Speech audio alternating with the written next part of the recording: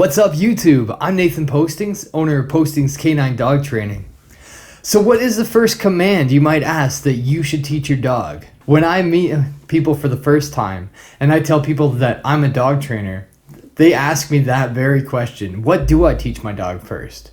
Another question that I get often asked is, my dog will not pay attention to me no matter what I do. What can I do about it? Well, the answer to that is coming up next.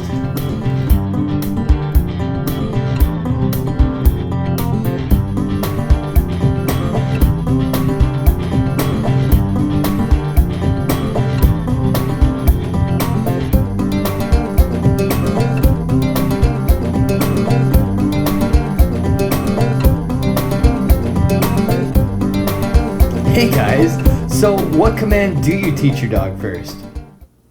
Well, every time I get a new dog, the first thing I ask is, do they know their name?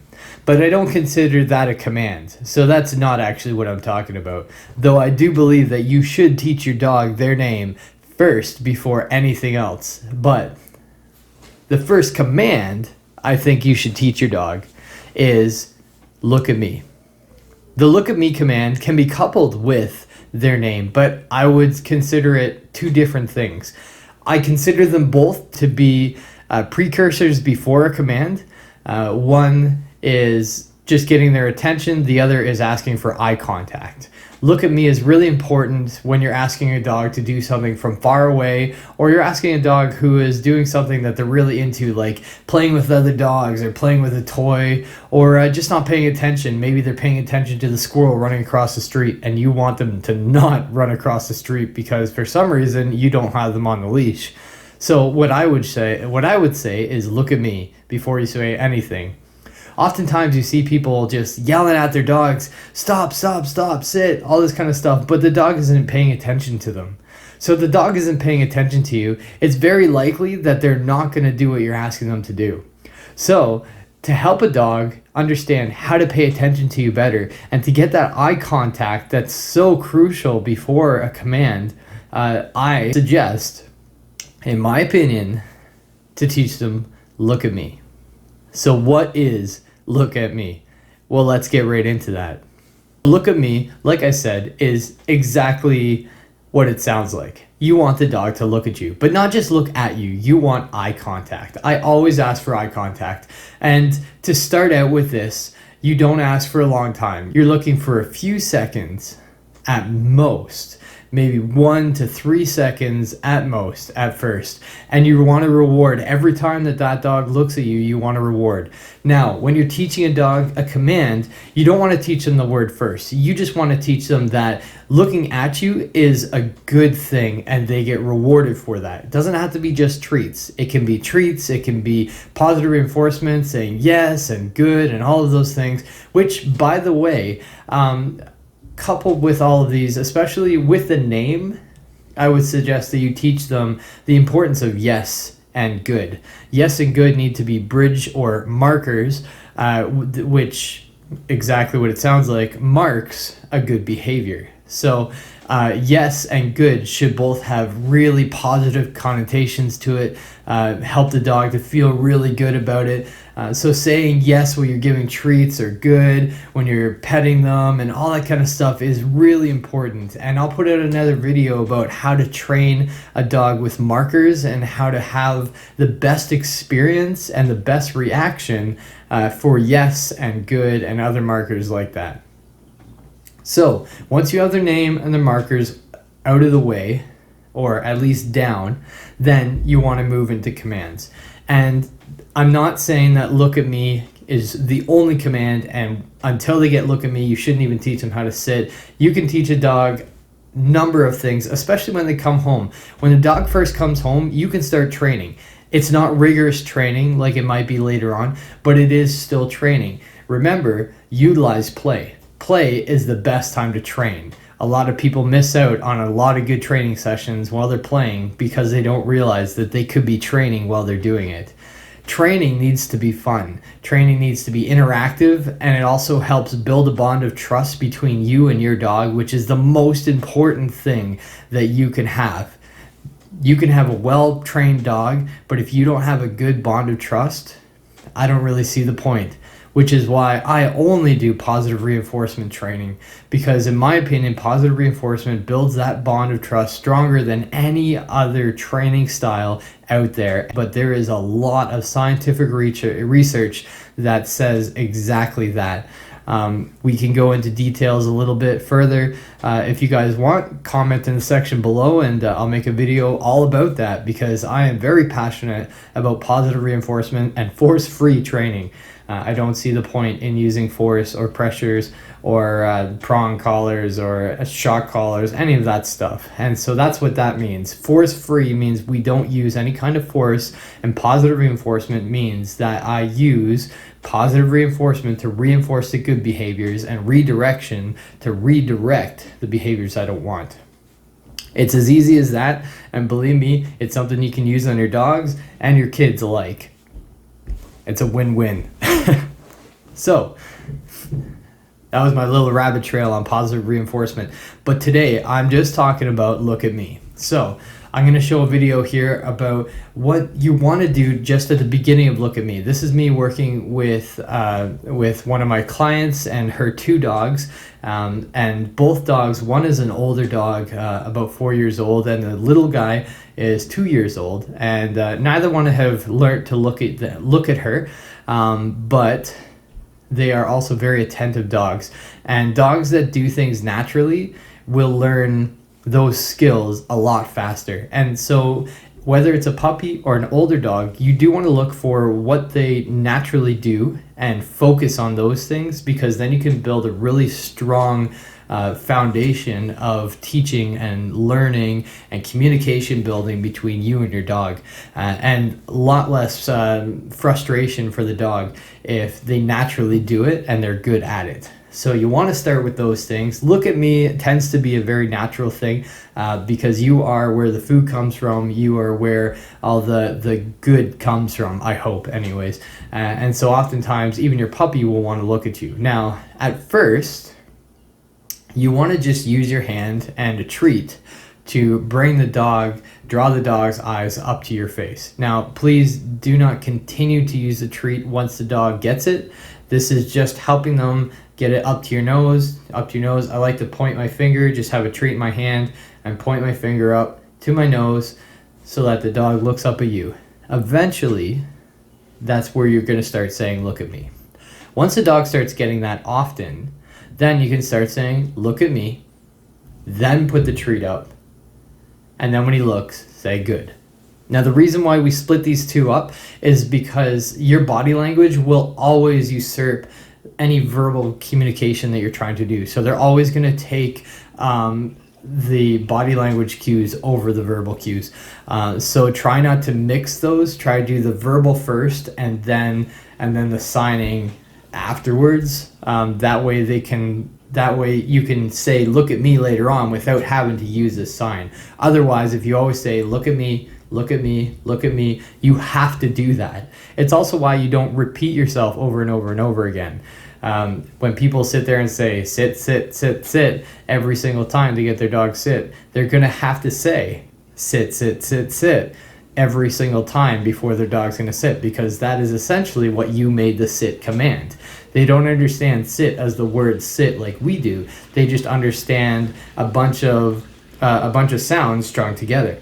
So it's completely different than how we hear and understand words. So we do have to understand that.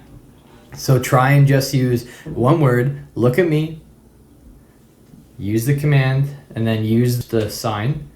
And then once they do it, good, or yes, whichever marker you want to use. There is no right and wrong marker word that you want to use. Just make sure that the word that you use is always used in a positive connotation, just like their name. Now, once you get them looking at you consistently, then you start moving your hand out. You want to move your hand out with the treat in your hand, move it out full extension. You betcha they're probably going to follow the food. Don't worry. Now you're going to say, look at me. Now this may be a waiting game. Other people might happen right away. But let me tell you, this oftentimes takes a bit of practice. So don't expect your dog to get this right off the hop, and don't expect them to get it every single time. They might get it the first time, that's great, and then they might not get it 10 times after that. That's okay too. So just make sure to be patient and have realistic expectations of your dog. No matter whether they're a puppy or they're an older dog, if this is a new trick, it's still a new trick. So just keep that in mind when you're training with them. Keep it consistent and keep it positive as much as you can. And my last thing I would say is end on a good note. So whenever you're doing this and you think they're doing a great job, don't try push them until they can't go anymore. If they're doing an awesome job and they're getting 5 in a row, 6 in a row, when you feel it's almost that time and you know your dog, cut it off when they're doing the right thing.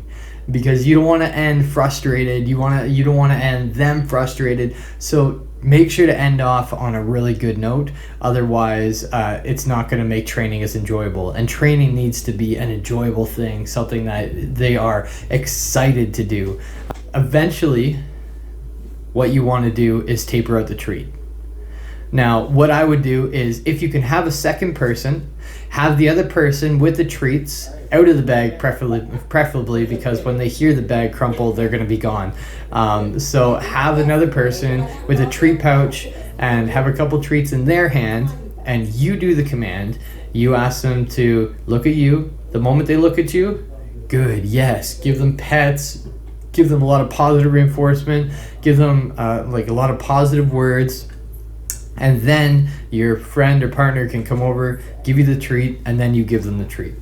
So the treat isn't on you when it's happening, but it comes to you and it comes from you to them. But it's a little bit different. That way they're not looking for the treat and they're not focusing on the treat. They're looking at you. And that's really important, because you're not always going to have a treat on you, and they're not always going to be close enough to even see that you have a treat. So you want them to just be on you right away. So the next step is to move your distance and widen the duration, or lengthen the duration. So all that means is, first thing I would do is take a step back, just one step back. Don't go crazy and walk across the room. Take one step back and ask them to look at you. They can be doing whatever they want at that point. We're not asking them to sit. We're not asking them to down. We don't have to ask them anything like that. You can, if they know how to sit, you can ask them to sit, and then you can walk across the room and ask them to look at you. That helps on duration with sit, and then also with look at me at a distance. And then with duration, you don't want to walk too far again. You want to be able to have an arm's distance away. So if you are putting the two together and you're taking a step back, just take a step back and then work on duration. And duration looks like this. Look at me. 1, 2, 3. Good. Give them a treat. 1, 2, 3. Good. You could say good look at me or good look. Just reiterating the command, but just say good. And don't get too excited. Try to keep it a little neutral, especially if it's a younger or a hyper dog. Otherwise, you're going to get them really worked up, and then it's going to be really hard to keep that way. So as long as they're looking at you, you can keep giving them treats. I would give them treats every 3 seconds or so at first, and then you can start spacing it out. Give it to them every 5 seconds, every 10 seconds. Every 13, every 17, it doesn't matter, whatever you want. Just space it out in small increments and make sure that they have the 3 second before you move to the 5 second, and have it consistently. And then you can play with them, you give them a really good attention, just use that a lot. And also, you don't have to be giving them treats every time. You could just say good as well. That also helps taper out the treats. Now the sets of 3s, once you start tapering out the treats, I try to mix it up a little. Give it after 1, give it after 5, give it after 3, give it after 2, give it after 7. Kind of just spread it out, never keep it the same. That way they're never really sure, because they will just figure out the pattern, because dogs are all about patterns, and they understand how that works. That's how they're so good at training and consistently doing the same thing over and over again, because they're really good at patterns. They're really good at understanding, if I do this, this happens.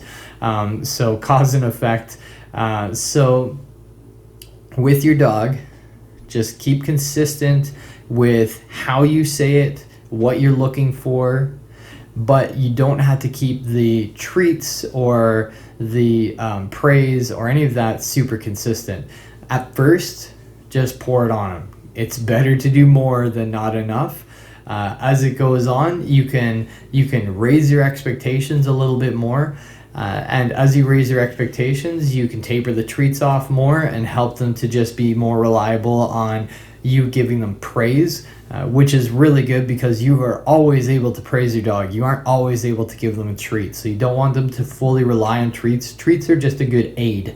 And just like praise, they're all just aids to help your dog understand that that's what you want them to do. You're reinforcing it with those aids. So don't underestimate treats, but also don't overestimate it, if that makes sense. So you need a good balance, and you do need to eventually taper them off. You don't want to be the guy that always has to carry around treats in his pouch every time he wants his dog to sit or to come or things like that the dog should know after a while. So anyways, if you have any questions or comments, I'd love to hear from you in the comment section below. And please, if you haven't hit subscribe and like, hit that subscribe button and the like. And if you enjoyed my video, I hope you tune into the next ones. And if you missed the last one, it's the top 7 commands that I would teach my dog. And we're just going through that list right now. So one at a time. So I hope you tune in next time. And Merry Christmas.